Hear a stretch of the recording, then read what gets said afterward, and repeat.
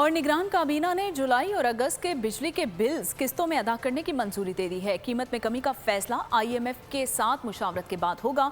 कौन और कितनी मुफ्त बिजली इस्तेमाल कर रहा है, वज़ीर आज़म को इस हवाले से रिपोर्ट पेश कर दी गई है। मुफ्त बिजली के खात्मे से कितनी बचत होगी, ये भी बताया गया है।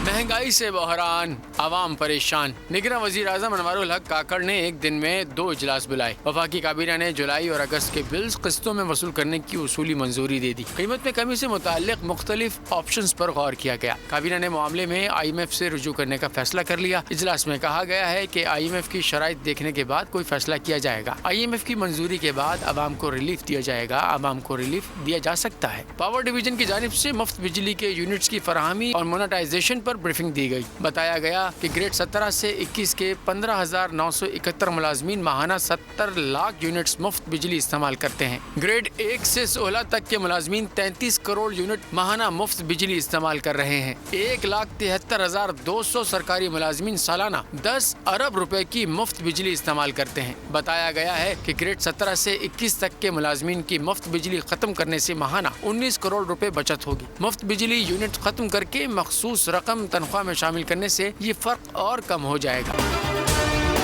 अगर आपको ये वीडियो पसंद आई है तो हमारे चैनल को सब्सक्राइब कीजिए और बेल आइकन को प्रेस कीजिए। सब्सक्राइब करें और बेल दबाएं ताकि कोई खबर रह न जाए।